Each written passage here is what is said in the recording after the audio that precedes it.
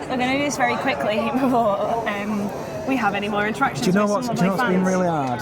What? We've been trying to record this for so long. You all just keep coming and saying hello to us. Anyway, we're not going to get into that because I don't want to get pelters from you being an idiot. You do. I was moving my leg. But yes, Wigan were great. I think, look, this is a short reacting to the game, and everyone will have different opinions on this game depending on who you support, which side you're on.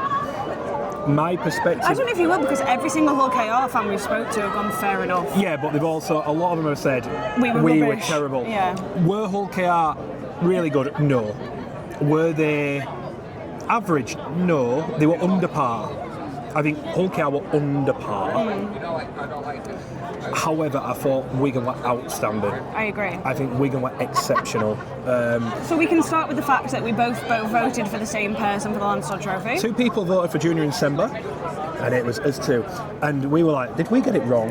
And then Matt Peet came out and said, probably the best game I've seen him, or one of the best games I've ever seen him play. And Chris Redlinski said... And Chris Redlinski went, he was freakishly good or something like that, as good as it gets. Yeah. And I thought, we are vindicated. Yeah. Anyway, Wigan were awesome. I remember saying on our show not too long ago, I feel if everyone plays at their best, Wigan are the best team. Yeah, I get your point. The worry I have with Wigan is squad depth. So if they get to the playoffs, if they get to playoffs and they're 4 or 5 players down, that's going to impact them much greater than it would Leeds or Hull KR. Sure. Right. But they wouldn't. Let's be honest. The only player who didn't really play was Lee Marshall. And so they had as near as enough the best team out, and they were awesome. I still think their best is better. I think from what I've seen so far this season, their best is better than Wigan's best. Yeah, I get that. Better than Hull KR's best. Yeah. It'd be fascinating to see them both at their absolute best. We didn't do that today, but I think you just have to say Wigan were fantastic. I agree. I felt it. How quick did you feel it? I felt it like all week. I felt Why? it. I felt it with Matt Peet when they beat Saints. He was just in that, and then he was in the zone, wasn't he? And then when we discussed yesterday about captain's runs and grand final last year, this was a flip. Wigan was so chilled, and they were just so. Yeah, you noticed that, didn't you? Ready to whatever. You'd said you'd gone to the captain's run at grand final. It was very intense, very different to this. Yeah. And this time round... They're playing cricket and football. Yeah, and Hull KR had the intense one. And I just felt like... Yeah, I think fair play to Matt Peet. We discussed when you've lost a final, you try and change too much. You obviously change things, but you change them in the right way. Yeah, because you general... I think most people go, right, we've got to try even harder this time. And he's just gone, strip it back. No, strip it back, yeah. And it's what? Look, and Wigan will always dominate academy-wise, all those different things, but they'll also dominate more when they've had someone like Matt Peet who has worked in the academy system and cares about... Can you legitimately believe 6 weeks ago, maybe even less, there were fans saying Matt Peet needs to go, it's up. It's just nuts, and you're like, with respect, are you stupid? Well, it's just fickle though, isn't it? Come on. It's fickle, and people don't see what goes on behind the scenes, and you only have to visit Wigan to see how integral Matt Peet is. The reality of Wigan with this is they will always give their youth a chance. Always. Sometimes it works, sometimes it won't. And when you always give it, they will come in and make mistakes, and you will have losses. But in the long run... The bigger... You look today, right, and Farriman gets Lance touched. And Semba was outstanding. Eckersley, genuinely. Zach Eckersley, to me, I said to you at half-time, I think Zach... I'm not saying he goes, I'm saying Zach Eckersley today put himself in the England conversation. He if you're having a meeting about squad, he now is a topic. The way he brought back the ball from... His yardage count is fantastic. Better than Tom Davis. Yeah, Noah Hodkinson. Yeah. Like, you're now going, well, they've got the next team lined up already. I agree. And then I'm interviewing Junior December as if he's a senior player and he's 21. He's 21 years old. People forget how young he is. So, yeah, Hull KR just seemed almost like there was a bit of lethargy to them. I don't agree. I genuinely don't agree. No, but there was a little bit. I think Wigan were unbelievable. By the end, Hull KR were gone. They were gone, but that's because Wigan had just been on them and they'd run out of steam. Yeah, but they also had a lot of individual errors. There is. Look, people trying to win the game by themselves. If you lose a middle early in any game, it ruins you. Ruins is a bit of a stretch. It's a massive pain in the arse. Sure, but it's not. He's incredible and whatever. He doesn't turn around a 30-point deficit. No. My point is, I felt it blew out at the end, and it didn't blow out at the end. It blew out just after half time. I by felt 55 minutes.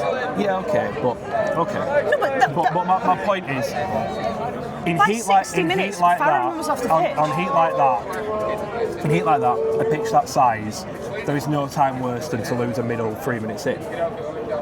There isn't. Throwing they didn't have Whitbread hurts them as well. But Jack Brown did okay when he was on the pitch. But so it was bad. But my point is, I thought individually some players physically were miles off to them. Like there was players time and time again. We're going to go into contact. They bump them off, or they tackle them. They get the arm free. They won't tackle them properly. Yada yada yada yada yada. I thought just physically they fell away badly. KR, and there is a bit of mitigation in the Hadley thing that the people had to, but not 30 points of mitigation. Absolutely not. Absolutely not. Willie Peters admitted they got it wrong. Yeah. Not got it wrong. Sorry, Wigan were hungrier. Matt Peet said, "I'm not sure about that because we'd said that after the grand final when we were hungry. It's more just." I think Wigan got it perfect. I think just by design, it's really hard when you've won everything to have the same level of hunger. Or should I say, it's easier to have an extra level of hunger when you haven't got it. It's always easier chasing than to be chased. Yes. So totally. going into the game, we said who needs to win it. KR have the most simple narrative in the world of head coach leaving, like there's all of that to it, and also being able to show that they can back it up. Yeah. Everyone can go, well done, you did it. Yeah. They want to see that they can back it up. Yeah. And that's the point they still have to prove is, no, it's not just this 1 year of brilliance. It's going to be this. It's not going to be Saints Wigan Leeds, Saints Wigan Leeds, Saints Wigan Leeds, Hull KR, Saints Wigan Leeds, Saints Wigan Leeds. They want to show that they're still there. I think my point is probably bigger picture. In terms of grand final prospects, this might help Hull KR because now they're hurting. And you can forget what it feels like to hurt sometimes. You can not get complacent, but you can just sometimes. Someone once told me you win a trophy, and there's two types of players. There's a player who goes, "I've done it, brilliant, I've completed it. That's it. I've done the big thing. Don't need it again." Then there's the players who go, "I need that again." And that's what Hull KR will figure out, is if it's I need that again. And they've probably got people in both camps in that group. Yeah, 100%. And that's where you build into a legacy team, though, is weeding out the ones who don't want that again. Yeah, absolutely. Because even like that great Saints team, not all by choice, but they turned over players that won 4 in a row. There was still that, and Hull KR will probably go through that. But yeah, I think. But the fascinating thing now, genuinely, is, for me, Wigan, in big picture, literally how the hell do they get Bevan French, Jack Farriman and Harry Smith in that team? So for me, Farriman has a shirt. But you can't not play Bevan. You literally can't not play Bevan. Put him on the bench for now. As in, he admitted to us he's going to go back into the rehab process. Yeah, he did. Like, he's not going to be straight away playing for Wigan now. No. I think, no, ease him back in. He's got his Challenge Cup moment, he got his try. He said to Matt Peet, "I'll give you a try." Yeah. And he delivered it. Bring him back in slowly, bench him, keep doing it. Keep giving Jack the shirt. And build Bevan back in, because surely the best thing you can do for your star player is that they don't have to just come in and. Yeah, I get that. So I think there's an easy solution there. I don't think it's that. For now, short term. But then, if Jack's still playing incredibly, it's for Bevan to be better. But Bevan's probably the best player in Super League. But Bevan came on at the minute. Mitigation today. Bevan came on. The game was won. He got to piss about. Yeah. Not piss about, No, but I know. he got to. Even when he nearly scored. No, he said when he first touched, he was like, I got to come and have my laugh. Yeah. Not every game's going to be like that. I get that. So, no, when we get back down to the nitty gritty of can you do it on a cold, hard night in, I don't know, Lee. Like, I get you. That's a different thing. But and there'll be injuries, there'll be lots of different things. Yeah. There's a few bits there with Sam Walters could face a big ban because of the points he's already got. But that's a conversation for a different day, I think. And mainly a conversation for a different day. It was almost makes Ubers is 4 minutes away. It was one of those weird things though, where like it was like the weirdest red card because like it was so inconsequential. So pointless. That it was not pointless. No, he had to send him off. It was horrendous. But it was just like one of those where it's like no one's going to talk about that. Like no. That's not going to be the conversation of the day. No, it was a really bad tackle. But yeah, fair play to Wigan. We'll quickly mention again the women's team, incredible. Yeah, super. You nailed it. Old guard, new guard. The new guard's taken over. It's as simple as that. It's as simple as that. Currently, the Wigan are the benchmark team in the competition, I would say. If you're looking at them as an all-rounder. As an all-round club, yeah. Sure. And if you're Matt Peet, I just think you've just got such delayed gratification. We love a bit of delayed gratification.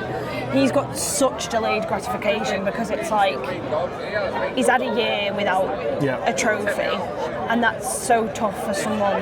My dad's just messaged me, Wigan ruthless. Like that's tough for a club like Wigan because they go, oh my god.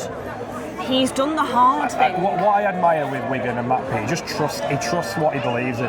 And sometimes, you can be and that. Sometimes it works. And sometimes you can be that stubborn it's your downfall, but he really does believe in what he does. And let's be honest, he's won 8 trophies in 4 and a bit years. 4 and a bit years. So he's averaging 2 a year. He's all right, isn't he? He's doing all right. He's gonna. I think he goes down as. Not yet. I think by the time he finishes, I think he goes down as Wigan's greatest ever head coach. Well, what a note to finish on. Let us know if you agree, and make sure to like and subscribe. Peace.